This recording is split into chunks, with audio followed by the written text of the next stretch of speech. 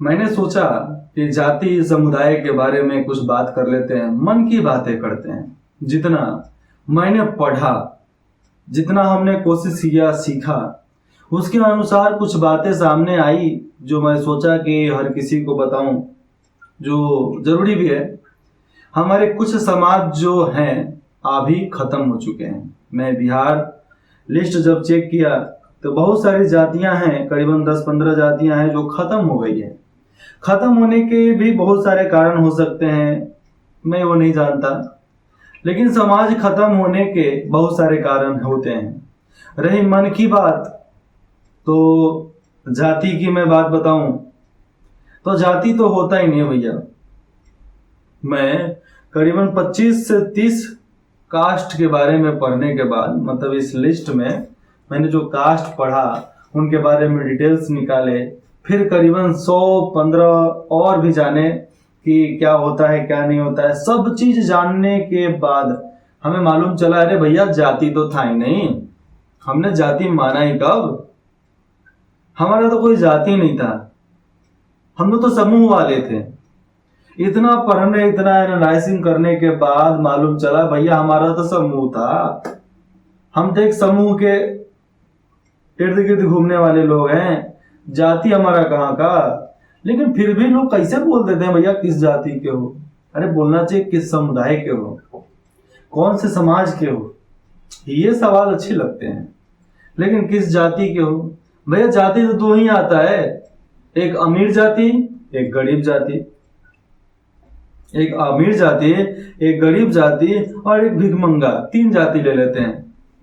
मैंने 2 की बात किया, मैं 3 ले लेता हूं, ठीक है। अमीर, गरीब और सबसे गरीब जिसको भीख मांगना रहता है।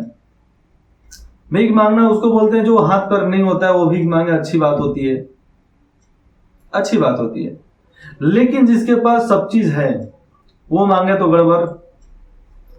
तो मन की बातों में मैंने बहुत समुदाय की बातों को बताने के लिए सोचा, कोशिश भी किया कि आने वाले भविष्य में जितना भी हम सीखेंगे धीरे धीरे मन की बातें कह कर मैं बताऊंगा। तो मैं पिछड़ा वर्ग, अत्यंत पिछड़ा वर्ग, जनरल समुदाय, चाहे दलित समाज की मैं बात करता हूं।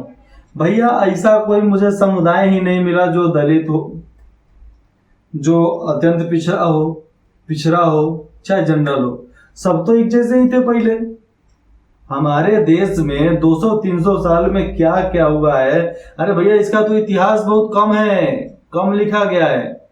जितने भी आज दलित हैं वो कहीं ना कहीं गुट के मुखिया, राजा, पंचायत, सरपंच, कहीं के ठेकेदार, कहीं के ठाकुर, कुछ ना कुछ तो थे ही। चाहे कोई जंगल का मालिक हो, कोई इलाके का मालिक हो, कोई समुदाय का मालिक हो, जिला का मालिक हो, कुछ गांव का मालिक हो, कुछ राज्य का मालिक हो, मालिक था। लेकिन ऐसा मुझे कोई नहीं मिला जिसके पास तो कुछ नहीं था। हर तरफ श्रेणियां बांटी गई थी, हर तरफ श्रेणियां बांटी गई थी। मैंने पहले भी गलती किया कि हर किसी को हर अधिकार देने के लिए मैंने सोचा था, और हर किसी को हर अधिकार मिला भी। मैं आज से करीबन 500-600 वर्ष, चाहे 1000 वर्ष पहले की बात बता रहा हूं। मेरे दिमाग में एक बार आया कि यही गलती लोगों ने किया होगा, यही गलती राजाओं ने किया होगा कि उनको अपने अधिकार से चलना सिखाया कि तुम अपने अधिकार से चलोगे। उन्होंने उस चीज का दुरुपयोग किया। इंसान को आजादी उतना ही देनी चाहिए जितनी उसकी औकात होती है। आज कोई गरीब है, दलित है, वो इसलिए है क्योंकि उसकी वही औकात है। आज कोई पिछड़ा में है इसलिए है क्योंकि उसकी वही औकात है। आज जो जनरल में है, आज जनरल में इसलिए है क्योंकि उसकी औकात है।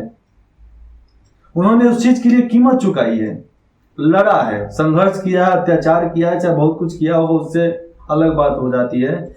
लेकिन कुछ लोगों ने अपने धर्म को परिवर्तन कर लिया। किस लिए? अपने आप को, अपने परिवार को सुरक्षित देखने के लिए। अरे संभाजी महाराज भी तो अपना समुदाय, अपना जाति, अपना कास्ट जो आप बोलते हो उसको धर्म परिवर्तन कर सकते थे, लेकिन नहीं किया। हमारे पास ग्रेट एग्जाम्पल है ना, संभाजी महाराज, शिवाजी महाराज, महाराणा प्रताप, मंगल पांडे, गांधी जी, नाथूराम गोडसे। चाहे बहुत सारे बातें, चाहे बहुत सारे लोग हम जिस धरती पे हैं, राजेंद्र प्रसाद, ये सब भी क्यों नहीं किए? ये लड़ना जानते थे। इन्होंने इसलिए नहीं किया क्योंकि ये लड़ना जानते थे। और जो लोग लड़ना जानते हैं वो डरना कभी नहीं जानते। जो लोग लड़ना जानते हैं वो डरना कभी नहीं जानते। और जितने लोग भी मुझे इसमें मिले, मुझे ऐसा कोई भी नहीं मिला जिसका बैकग्राउंड, जिस समुदाय का बैकग्राउंड महान नहीं था। कई महान समुदायों के बारे में तो डिटेल्स ही नहीं निकलते, न इतिहास के पन्नों में, ना यूट्यूब के पन्नों पे, ना ही गूगल के पन्नों पे। कहीं इतिहास ही नहीं है भैया। इतिहास खत्म हो गया। मतलब एक क्षण में 200-300 सालों में इतिहास खत्म हो जाए। कैसे? क्योंकि इनके इतिहास लिखे ही नहीं गए, और जो लिखे गए थे उनको तो जला दिए गए। हम सब जानते हैं कि ये 200 सालों में, 200 वर्षों में ऐसे बहुत सारे कांड हुए हैं जो नहीं होने चाहिए। ऐसे बहुत सारी किताबों को जला दिए गए, ग्रंथ को जला दिए गए, बहुत सारे ऐसे एफिडेविट को जला दिए गए, नोट्स को जला दिए गए जो भारत के बारे में विस्तृत जानकारी देता था। जिन्होंने भारत के बारे में विस्तृत जानकारी लिखा, उस बातों को छुपा दिया गया, उस बातों को मिटा दिया गया, उस बातों को जला दिया गया। तो इसके दोषी भी हम हैं। हमारे पूर्वज हुआ करते हैं। हम गरीब हैं, इसका दोषी हम नहीं कि हम गरीब हैं। हम गरीब हैं, इसका दोष हमारे परिवार को जाएगा कि हमारा परिवार गरीब है। हमारा परिवार गरीब है, इसका दोष हमारे परिवार के माँ बाप पर नहीं जाएंगे, उसका दोष हमारे उनके माँ बाप पे जाएंगे। उनके माँ बाप गरीब थे तो उनके माँ बाप पे दोष जाएगा। उनके माँ बाप गरीब है तो उनके माँ बाप पे दोष जाएगा कि वो ऐसा कौन सा कांड किए कि सैकड़ों एकड़ जमीन होने के बाद भी जमीन का छोटा छोटा टुकड़ा बिहार के हर लोगों के पास है। अरे इनकी तो कोई इज्जत ही नहीं है जिन्होंने धर्म परिवर्तन करके दूसरे धर्म में चले गए थे। आज मैंने सोचा कि यार भारत में ऐसा हुआ क्या, बिहार भारत में ऐसा हुआ क्या कि गली गली गांव गांव मुसलमान पहुंच गए। अरे भैया मुसलमान तो कुछ ही आए थे ना, बाहर से आक्रमण करने वाले तो यार वही 1-2 लाख आए होंगे, ज्यादा थोड़े आए होंगे। लेकिन 1-2 लाख आने के बाद हमारे आज बिहार से लेकर अनेकों भारत के अलग अलग राज्य में मुसलमानी जनसंख्या इतना बढ़ कैसे गया। फिर बहुत चीज सोचने समझने सीखने के बाद, पढ़ने के बाद मालूम चला भैया ये तो बाहर के हैं ही नहीं, ये सब वही हैं जो इस देश के थे, इसी देश के इसी धर्म को मानने वाले। इन्होंने मजबूरी में आकर जबरदस्ती इनका धर्म परिवर्तन करवाया गया। आज देखना कि जिस इलाके में मुसलमानों की बस्ती हुआ करती है, उस मुसलमानों की बस्ती में बहुत भीड़ है। मतलब छोटे छोटे जगहों पे बड़ा बड़ा घर है, चाहे छोटे छोटे जगहों पे बहुत सारे लोग हैं। क्यों है? क्योंकि उन्होंने धर्म परिवर्तन किया, लोगों ने उनका बहिष्कार कर दिया। ऐसा होता था पहले के जमाने में कि कोई हमारे धर्म से हट जाएगा तो हम उसका बहिष्कार कर देंगे। और बहिष्कार कोई आम जनता नहीं करती थी, बहिष्कार वहां के राजा, मुखिया, सरपंच, पंचायत यही करते थे। और ये पंचायती आज से नहीं चलता है, पंचायती वो सदियों से चलता है। ये मुखिया आज से नहीं है, मुखिया सदियों से हैं। ठाकुर आज से नहीं है, ठाकुर सदियों से हैं। जमींदार आज से नहीं है, सदियों से हैं। पहले भी जमींदार हुआ करते थे, आज भी जमींदार है, बहुत सारे जमींदार हैं। बहुत सारे ऐसे भी हैं जो आज भी राज करते हैं। ऐसे बहुत सारे इलाके हैं जहां पर राज है, राजतंत्र है, लोकतंत्र नहीं है वहां पे। दक्षिण कोरिया का एग्जाम्पल हमारे पास सेट है। वहां पर कोई भी अधिकारी लोग ज्यादा चूचा नहीं करता है, क्योंकि जानता है कि चूचा करेंगे कल हमारा लाश कट कर टंगा मिलेगा। तो ये सब संभाला है। मतलब छोटे से देश को उतना ठीक किया। लोग बोलते हैं भूखमरी का है, भूखमरी नहीं है, वहां पर सब चीज ठीक चलता है। बड़े लोगों की जानकारी नहीं होती है, कोई चूचा बोलने के लिए भी नहीं होता है। और उसने लोगों को उतना ही अधिकार दिया जितना लोगों की औकात होती है। बहुत सारे राजाओं ने, जितने भी राजा हैं, बहुत ज्यादा छूट दिए, इसलिए हमारी सारी संपत्ति खराब हो गई। लोग सोचते थे कि राजा हमारा सुरक्षा करेगा, राजा हमारे लिए सब कुछ। अरे भैया तुम भी राजे के लिए हो, तुम भी उस राज के लिए हो। क्या तुम्हारा राजा पर कभी आपत्ति आई तो तुमने भाला पर्ची चाकू लेकर सामने खड़े हुए कि नहीं भाई, नहीं भैया हमारा राजा खतरे में है तो हम भी लड़ेंगे?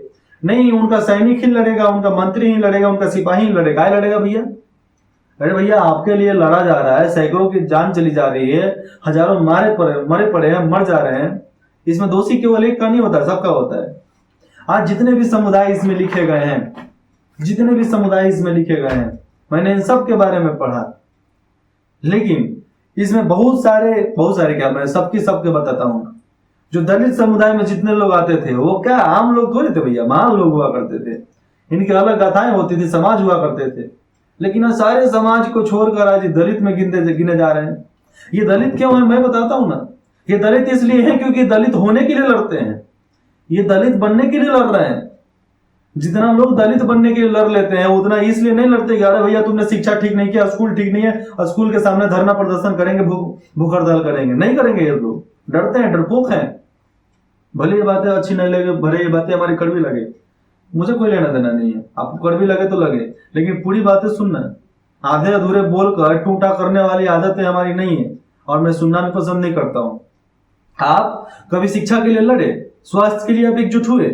दलित में आप बोलते हो ना 37%, 35% हम है, 50% है, लेकिन आज तक आपके अस्पताल में, आपके इलाके का जो अस्पताल है भस गया अस्पताल। कभी आप 50% के 50% लोग भी 50% के 50% लोग भी, करीबन 25 करोड़ लोग होते हैं। क्या 25 करोड़ लोग एक मोहल्ले में करीबन 2 से 3 करोड़ लोग हो, चलो मान लेते हैं, क्या 2 से 3 करोड़ लोग कभी ये धरना प्रदर्शन किए कि हमारे इलाके में शिक्षा खराब है, हमारे इलाके में अस्पताल खराब है, हमारा पुलिस वाला खराब है, हमारा एसपी खराब है, हमारा डीएम खराब है? नहीं लड़ोगे उसके लिए, क्योंकि उसमें आपको कोई फायदा ही नहीं है। लेकिन लड़ना पड़ेगा भैया, आपको लड़ना पड़ेगा। मैं तो अपने मन की बातें आपको इस माध्यम से बता सकता हूं, आपने मन की बातें आप किस माध्यम से बताओगे? मैं जो भी हो मैं बता सकता हूं, चलो भैया मैं ये सोच रहा हूं, मैं ये बना देता हूं, लोग देखेंगे, लोग इसको समझेंगे। लेकिन जिस फील्ड में मैं आपको बोल रहा हूं कि आप कैसे समझोगे, किसी भी अनुशासन, किसी भी अनुकंपा को छोड़कर, लालच बुरी बलाएं होती है सब बोलते हैं, लेकिन लालच किसको नहीं है? सबको लालच है। आपको भी लालच है, आपके पूर्वजों को भी लालच था। लालच नहीं रहता तो एकता में रहते हैं, और एकता की बल बहुत ज्यादा होती है। जब ये सब राजा लोग एक रहते ना, इन लोगों में एकता रहती, तो हमारे देश पे क्या आयरे गहरे कट्टू नट्टू आकर यहाँ पर हमला कर देते क्या? अंग्रेजों की इतनी औकात होती थी कि यहाँ पर 200-300 साल तक राज कर ले हमारे ऊपर, नहीं कर पाते, औकात नहीं थी इनकी। इन्होंने चप्पल जूता साफ करने से काम शुरुआत किया, गर्दन कब पकड़ ली है, ये लालच है हमारी। ये राजाओं की लालच थी, ये राजाओं की लालच की वजह से एक चप्पल छूने वाला इंसान अंग्रेज आज गला पकड़ लिया, 300 सालों तक गुलाम बना लिया। 300 सालों में इन सारे समुदायों के राजाओं को हम, जितने भी हिमंत लोग हुआ करते थे, जितने भी साहूकार लोग हुआ करते थे, जितने भी जमींदार हुआ करते थे, इनको इतना कूटा, इतना कूटा, इतना कूटा कि किसी लायक नहीं बच गए। आज ये लोग अत्यंत पिछड़ा दलित जाति में आ रहे हैं। क्यों आ रहे हैं? इनका कारण है कि आ रहे हैं, इन्होंने एकता नहीं रखा अपने अंदर। आज एकता की बात करते हैं मीडिया के सामने, अरे भैया एकता की बात आपके बाप दादाओं ने किया रहता ना, आज बहुत कुछ किए रहते हैं। आज हम भी उसी समुदाय में से आते हैं, हमारा भी कोई समुदाय ऐसा नहीं है कि भाई राजा महाराजा एक खानदान से नहीं है। हमने भी लड़ना स्वीकार किया, आपने भी लड़ना स्वीकार किया, आओ साथ में चलते हैं, मिलकर आगे चलते हैं। हमने भी लड़ा, आप भी लड़ना चाहते हैं, हम भी लड़ना चाहते हैं, आप भी लड़ना चाहते हैं, तो आओ साथ मिलकर हाथ मिलाएं, आगे बढ़े और अपने राज्य के हर एक गांव को सुप्रसिद्ध बनाए, हर एक गांव के राज्य को, हर राज्य को, जो मेरा राज्य बिहार राज्य के हर गांव को एकदम सुंदर महल बनाने की जिम्मा मैं उठाता हूं। आओ साथ दो। नहीं, हिम्मत है, आप चाहते हो कि आपको अच्छा स्वास्थ्य मिले, शिक्षा मिले, आपको अच्छा रोजगार मिले, आओ साथ दो, धरो हाथ पे हाथ, आओ लगाते हैं बाजी, देखते हैं किसकी बाजी जीतती है। क्या हमारे एकता का बल हमें जिताता है कि नहीं जिताता है?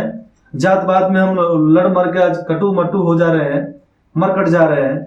लोग आज बोल रहे हैं कि बटोगे तो कटोगे, नहीं कटोगे भैया, सीधा बर्बाद हो जाओगे। यही कारण है कि बटे तो खत्म हुए।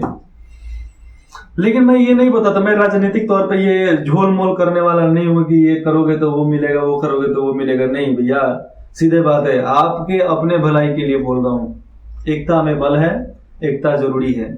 और मैं जो सोचता हूं ना, वो मुझे 5 दिन के बाद अनाउंसमेंट पेपर में मिलता है कि सरकार ने ये अनाउंसमेंट कर दिया कि ये पास हो जाएगा। मैंने सोचा ग्रामीण विकास के लिए एक एप्लीकेशन बनाना, मैंने ये सोचा और कुछ बोला भी। मैंने देखा आज के पेपर में, मैंने पढ़ा कि गांव के लिए एक नया एप्लीकेशन लॉन्च किया गया है जिसमें 22 भाषाओं में बताया जाएगा। ये सब क्या है? डेवलपमेंट है। तो आपके सोच को पूरा करने के लिए कायनात भी बैठी हुई है कि आप सोचो भैया मैं पूरा करूंगा। आपने सोचो, ये सोचो वो सोचो, कुछ भी सोचो अपने भलाई के लिए, अपने जनता की भलाई के लिए, अपने लोगों की भलाई के लिए, अपने कुंबे की भलाई के लिए, अपने समुदाय के लोगों की भलाई के लिए। जितना सोचोगे उतना ही आपके लिए होगा। लेकिन चाहोगे कि हम यही हैं, सरकार आरक्षण देगी। सरकार कितना आरक्षण देगी?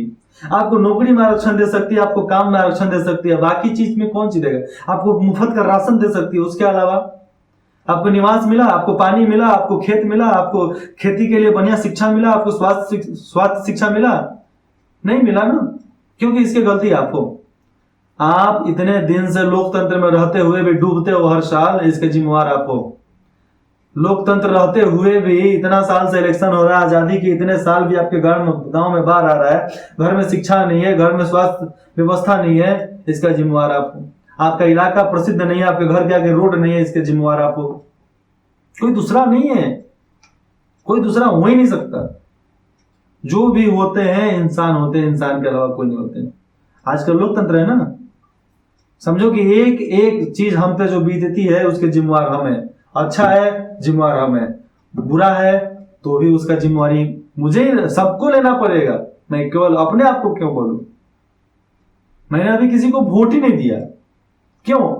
बात सीधा है, वोट दो तो दो, चाहे मत दो। लेकिन ये बोलना कि मैं किसी और मतलब एक अलग दूंगा, कि मैं किसी पार्टी को नहीं दूंगा, मैं अलग दूंगा जो फालतू के बर्बाद, तुम मत दो।